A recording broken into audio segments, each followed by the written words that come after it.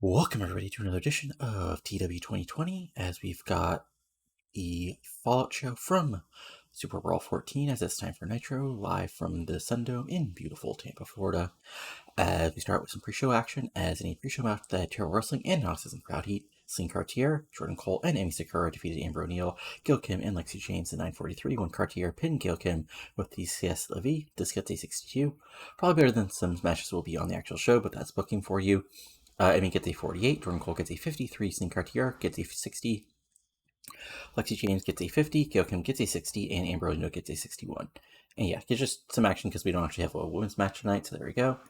And in our pre-show random match for folks, we've got a decent pre-show match. Jamie Noble, Jonathan Toro, and Shane Douglas of all people defeat Alex Wright, Blitzkrieg, and Laparca in 1523. When Noble submits Laparca with the guillotine choke, this gets a 66. Laparca gets a 44, Blitz gets a 51, Alex Wright gets a 72, Shane Douglas gets an 88, Jonathan Toro gets a 61, and Jamie Noble gets a 77. Solid stuff, just again, pre-show these guys aren't doing anything tonight, so you get them some in-ring action, just to have something for them to do. But then we go on to the actual show. And we start out with basically with video that's plastered earlier tonight, as we have the Los Guerreros arriving in some sort of rented I'm forgetting the word. I just really lost the word. But the car Eddie drove all the time in WWE. You know the car I'm looking at. They arrive. Eddie still has the world title. Crowd pops. Because remember, this is still 2004. A lot of people didn't watch. Not too many people. Not to hold it against Eddie even watched the speakers. At least they know that Eddie's still the world champion. Anyway, Helms Legacy shows up to basically hold them off. Everybody behind them. Eddie's just like, "We're done. I beat you." And Helms fires back, "No, you got lucky. The greatest champion of all time doesn't go out like that." Oh no, and Eddie just fires back, "Uno, dos, tres, ¿se habla español?" And Helms is like, moves forward, and there's a face-off between, Eddie and Chavo and the whole Helms Legacy, and then we saw Bischoff coming out with WCW staff and basically breaking apart and says, says you'll wrestle later tonight with some teammates. Get to 75, good stuff, and build stuff up for later tonight. And then after that, we get our Nitro opening, and then ba-da-da, ba-da-da. Interesting that this didn't do as well as I thought it would be. I need to double check something I'll double check. Anyway, what happens here is, Goldberg comes out to a big pop. He says, he basically starts saying after what happened at Showdown in the Sun, I went back home and thought about the future of my career. I thought about taking some time off, seeing my family, and then coming back later on. Then when I looked at TV, I saw the Triumvarate whining every week. Well, good kids like Jett London, who I teamed up with before, were doing it on their own, rising up the ranks. I got a little pissed. I didn't show up to get involved at Superbrawl, but when Awesome showed up, I knew I had to do what I had to do to make sure there wasn't any BS going on. Then Triumph come around, and they basically, Keenan Sharpe says, "Oh, now you're the hero for interfering? Here's reality. Back when you were the man, Lance would have out-wrestled you. I would have hit you from every turnbuckle and knocked you out, and also would have powered you out into hell, but you were either always injured or involved in more important things with old men who aren't around anymore. But this is our time now. This is Triumphant time. Fine, Triumphant, you're next." And my cosplayer is back, "No, you're just done." So it looks like it's going to be 3-on-1, but Jett and London run in and, to help to face off with Goldberg, and big pop for that, as we basically have a stare down between these two teams, who will face off later on in the main event. And now let's figure out what happened with the actual angle, because it only gets a 68, which is unfortunate. So, okay, ouch. Okay. So, Kidman and Storm just got a very bad roll. So, just pretend Kidman and Storm totally finagled over their words and, said something dumb. Yeah, that's unfortunate. I mean, probably only would have got a high 70s anyway, because none of these guys are super good talkers.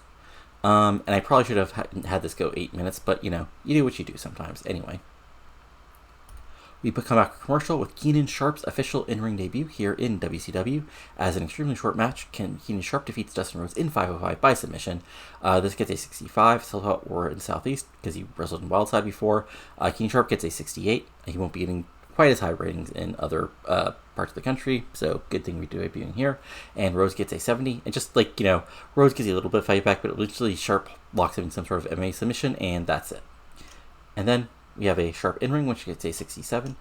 as he says, what you just saw was, for example, that I back up my own words.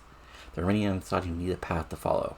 This should be proof that this is the path you should follow is mine, because I am that good, and I can show you the correct way out of the darkness. 67, as his sort of like cultish, cocky bastard heel promo stuff continues. Then we go backstage where AJ Styles has the Cruiserweight Champion, and he's hanging out with Air Paris. And, Air Paris, stops down and says, I'm so glad that, one of us two were the first ones to hold singles gold here in WCW. It's a long way from wrestling in front of 50 people in Cornelia. And, Styles, Styles says, yeah, it's good, but, being a singles champion makes you even more busy than being a tag champions. And Paris says, well, you could just give me a title shot. Maybe I'll take it off your hands. And AJ says, yeah, sure, man, but, go and talk to Eric. I have to be fair about stuff. And Paris, obviously, but, he doesn't look totally happy about things. As this gets a 62.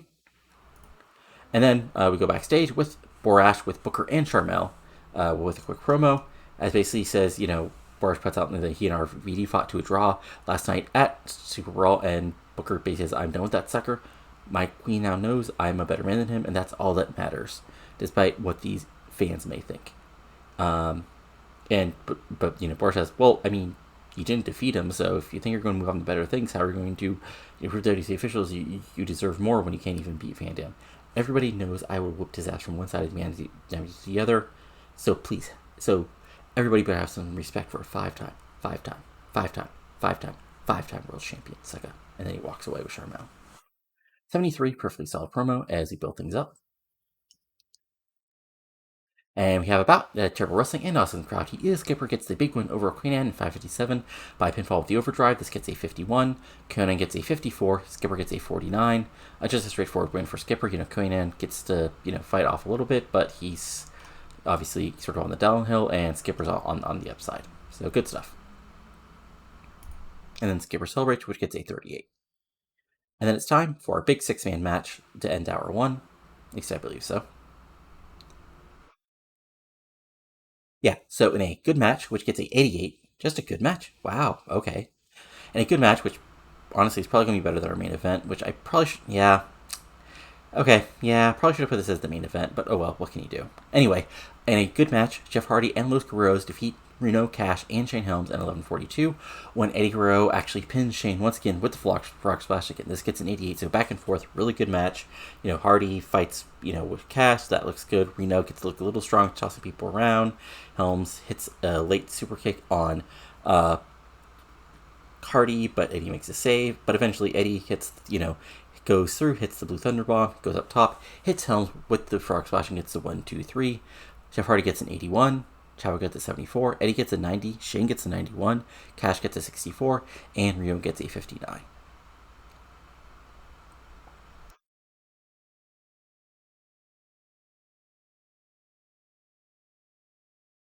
So then we have a big post-show angle, as what happens here is, Los Guerreros and Hardy are celebrating their big win.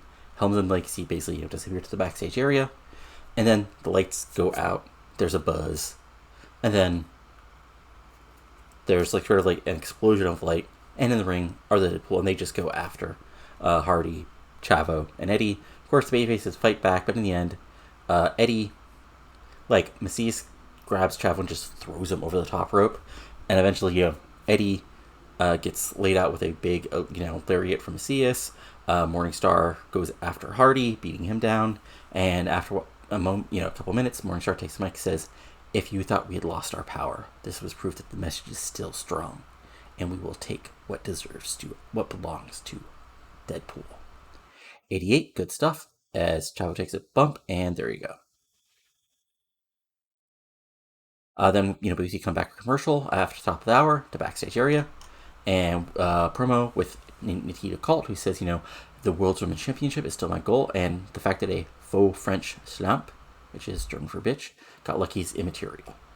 I deserve a rematch, and I will take that title off of her succinctly and quickly.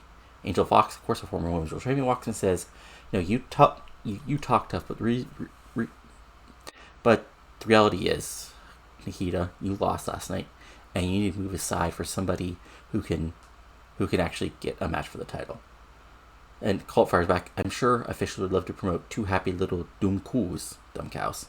But I've got ice in my veins, and I will make you tap out if I need to get that another shot at the title. Face off, and there you go. Let's get to 63. Then we cut backstage where Bischoff is very upset. Dealing with the damage, talking to the officials, dealing with Chavo, who's getting help from basically the medical people backstage. Eddie comes up to him after checking with Chavo and says, "SA, I know what you want to do, but don't you dare suspend those SOBs again. Talk to them and give them what they want, because Guerrero family values say we're going to get some damn revenge." Bischoff sort of shrugs and nods and says, "Okay, that's what you want. I'll do that." And then he walks away. And this gets to 72. It's just a quick sort of backstage thing between these two. Then we have Jeff Jarrett coming down to the ring, 2 boos from the crowd. And he says, slap nuts, listen up. The reality is Shane Douglas was always the Shane on me. I was never going to defeat Flair and Canyon with 250 pounds acting like a ball and Shane. But now, I'm bitter. I'm still the chosen one. And I'm going to show to you right now why. Nature Boy, you're going to face the fact your time is over one way or another. 86, solid promo. Then we have a good match as Jeff Jarrett defeats Yashiro Tajiri in 950 by pinfall at the stroke. This gets an 80 back and forth match. Jarrett cheats a little because he's Jeff Jarrett, but in the end, he gets a clean one with the stroke on Tajiri. As Jarrett gets an 80, Tajiri gets a 57. And post-match, Jarrett goes a lock in the figure 4, but out comes Flair, and they start to brawl as WCW officials break them up, as this gets a 70 as it's a quick post-match brawl segment. Fun times. Then we have a backstage segment where Bischoff basically enters the graveyard, and he's confused. He's like, I don't know how you guys do this every week, but I'm here. And, basically says, I'm here to send you a message. Now, I don't want to do this. I want to suspend you guys again, because you're never going to learn. But Eddie's a champion, so it's his prerogative. So he has a challenge for you. Now, I assume, as a former champion, and now Vampiro begins to step up, Morningstar puts his hand aside. He says, and Morningstar says, the monster who short-circuited Virtue Shock last night, despite all your best laid plans, Bischoff, will take the title off of those fans' hero. Once and for all, we will get back what is ours. Bischoff, again, nods and says, fine, so be it. I mean, he did beat O'Hare last night, so I can sell a championship committee on that and walks away. Again, I'm selling Bischoff sort of like a frazzled dude dealing with a bunch of weirdos, and not quite like an actual, this isn't like evil heel, and I know I've put this apart, but this is like, isn't even evil heel Bischoff. This is, I am in charge of all these weirdos, Bischoff. But, as Bischoff walks away, Vampiro looks at Morningstar and sort of shoots him a look, and Morningstar simply shoots him back a look. As we then cut to the next segment, as this gets an 81. As we have match, which gets a freaking 92 out of nowhere. Yeah, okay. The main event is really going. Main event is going to really have to overperform to actually not screw things up. But, what can you do? Anyway, and about that great wrestling good heat, Canyon defeats Kaz in 10:48 by pinfall with a flatliner. This gets a 92 because Canyon gets a 92 and Kaz gets a 77. And yeah, I'm sure this is just an awesome match. Kaz with his kicks, Canyon fights back, and eventually Canyon hits the flatliner after hitting the Canyon cutter and gets the 1-2-3 on Kaz.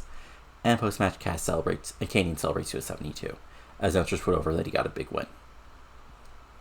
And then, alright, then we have this real quick as backstage. We've got ANW and Heart Legacy arguing who should get the next tag title shots, because they fought to a draw last time. AMW is like, we're former tag champions, Heart Legacy, so are we. And then Reno Cash steps up and says, you guys both lost. We haven't even gotten a title shot forever, so maybe it's us who deserves a title shot as members of the hottest stable in professional wrestling. And of course now they all begin to argue as we then come from that to our main event as this gets a 67.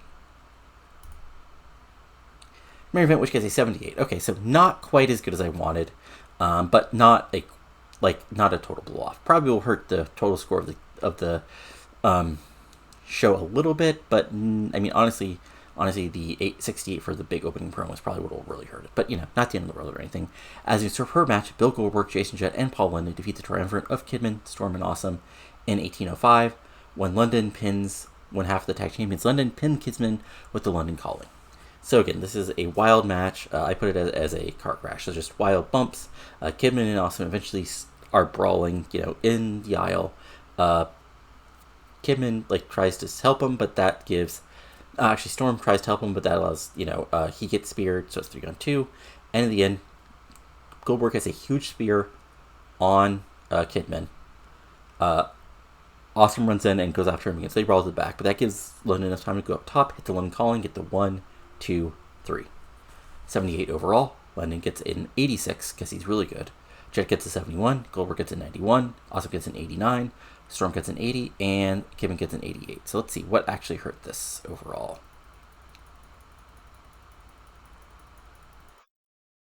Okay, inconsistency and sort of low heat for this stuff. Okay, that makes sense.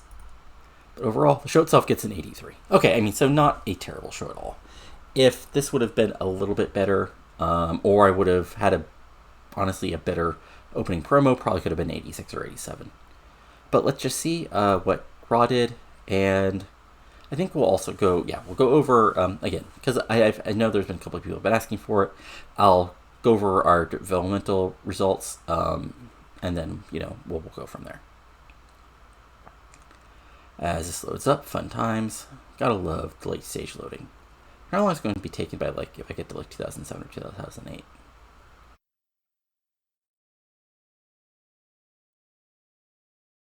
Oh, okay. Yay! Let's see here. Oh, shit.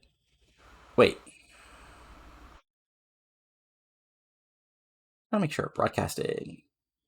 Guy 1.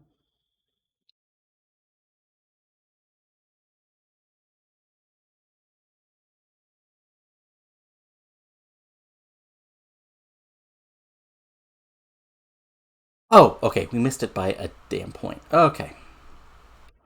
That's not the end of the world. Yeah, everything else is all 80s. Okay. I mean, sure. So literally, probably if we would have a normal, really good promo, we would have been fine. That's silly. Anyway, we go to Raw. So yeah, they get a random 89. As we have, let's see here, Kurt Angle a Kurt Angle, Steve Austin Squash, DDP, Raven in 81, Kevin Nash, Triple H, and Brock Lesnar. That's just the team of the internet wrestling community's nightmares, defeating Regal, Steven Richards, and Scott Hall in 90, Undertaker defeating Billy Gunn in a random 96, and Chris Jericho and Chris Benoit teaming up to defeat Big Show and Keenan in a cage match in a random 99. Okay. Yay, that's wrestling for you. Let's see here. Quick storyline check-in. Booker RVD's at an 87. Dark Just Evolving, which currently has Eddie in it for the moment, has an 85. Horseman is at an 80. The tag title feud, which is basically over at this point, is at a 78. Tag Wars is at a 68. Women's title showdown is at a 66. And the Triumvarate feud with Goldberg is at a 74. So there you go. Let's see here. Oh, right. Just to show you guys real quick. So I think I showed you guys. Yeah, I totally showed you guys that this was the big show. But we had a show last week. So we had Cindy Rogers defeating Ariel. Ariel's a new signing.